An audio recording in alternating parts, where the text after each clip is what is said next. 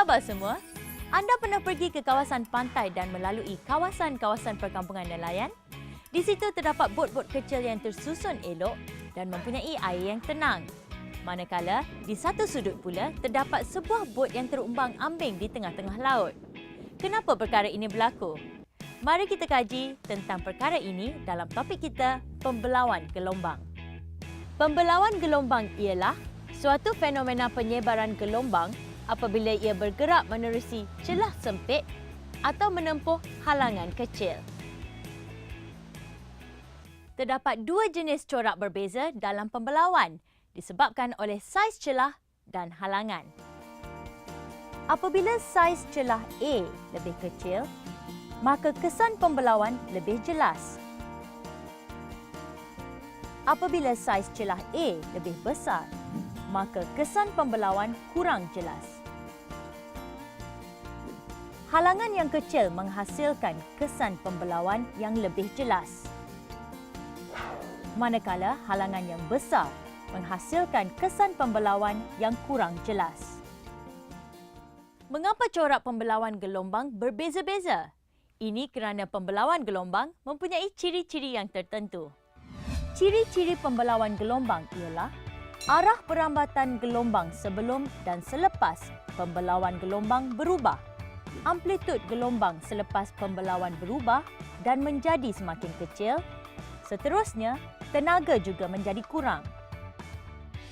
Bentuk gelombang berubah mengikut saiz lebar celah atau halangan.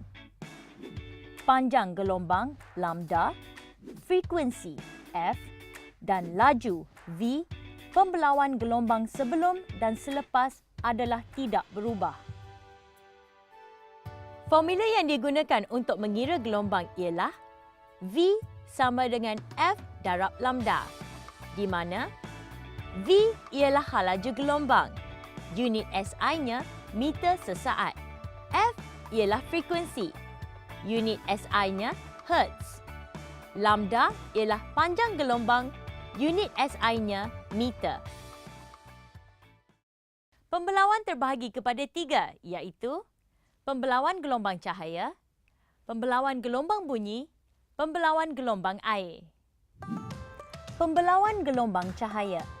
Gelombang cahaya yang melalui satu celah sempit atau celah yang lebar akan menghasilkan corak gelombang berikut. Ini menunjukkan bahawa cahaya dapat dibelaukan. Perhatikan corak gelombang daripada sumber cahaya pancaran laser. Anda boleh melihat corak yang terhasil apabila melalui celah yang sempit. Pembelauan gelombang bunyi. Pelajar dapat mendengar bunyi radio di belakang dinding walaupun tidak dapat dilihat. Ini menunjukkan gelombang bunyi dibelaukan. Bunyi boleh tersebar melalui ruang dan halangan. Apabila ada halangan, maka bunyi akan dapat didengar dengan nyaring. Jika frekuensi tinggi, panjang gelombang adalah rendah, maka pembelauan kurang jelas.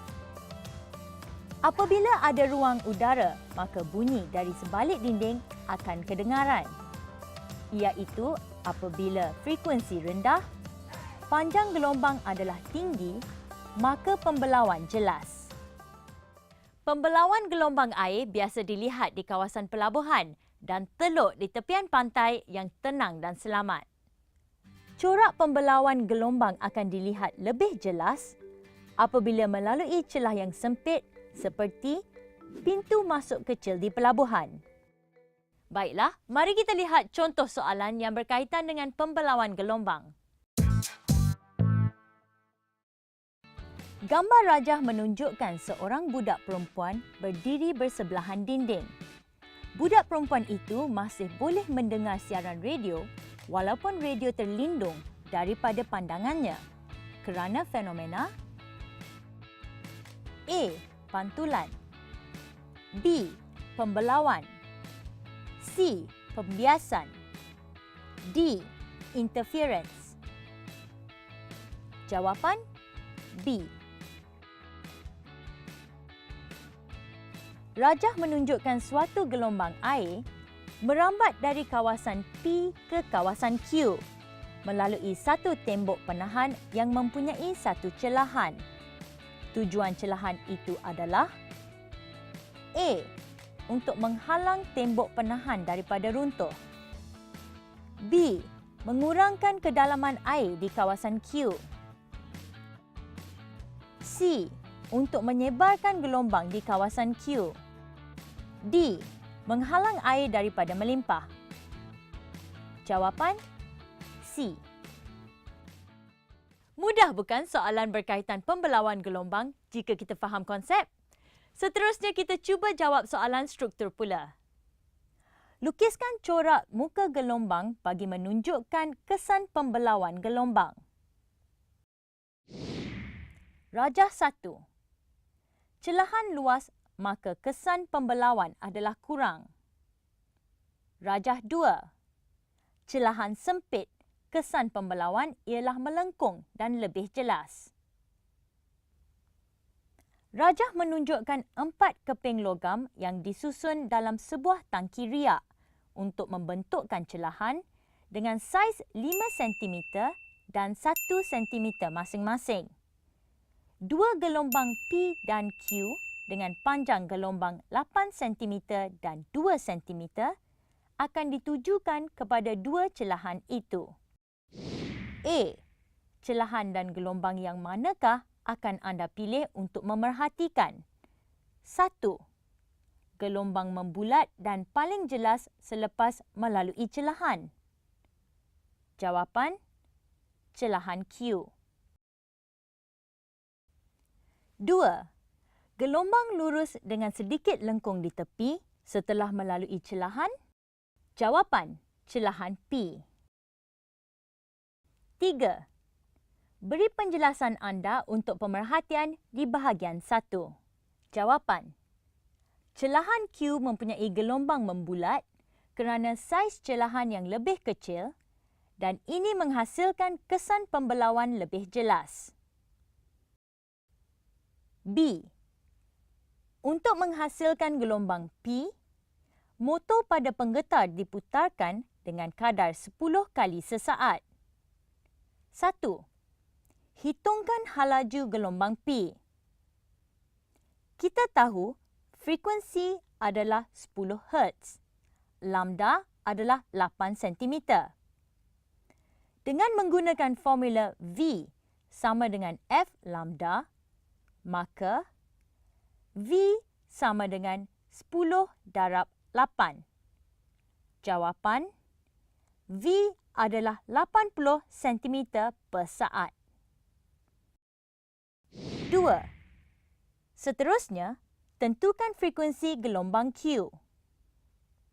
Jawapan, frekuensi ialah 10 Hz kerana diletakkan dalam tangki riak yang sama dan penggetar yang sama. Baiklah, kita cuba pula menjawab soalan kertas 2 di bahagian C. Terangkan kesesuaian lokasi dan ciri-ciri benteng penghalang ombak dan tentukan reka bentuk yang paling sesuai untuk melabuhkan bot-bot dengan selamat. Mari kita lihat gambar rajah bagi reka bentuk berikut. Kalau lokasi di teluk, gelombang adalah lebih tenang.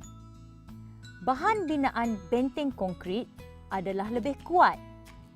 Benteng mestilah tinggi untuk mengelak ombak serta gelombang yang tinggi.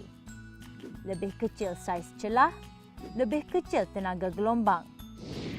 Saya memilih reka bentuk P kerana terletak di teluk, bahan binaannya konkrit, bentengnya tinggi dan mempunyai saiz celah yang kecil. Semua contoh soalan yang biasa ditanya bagi pembelauan gelombang telah kita bincangkan. Jangan lupa tingkatkan kefahaman anda dengan membuat latihan dan ulang kaji. Semoga berjumpa lagi di lain sesi. Salam dari saya, Nadia.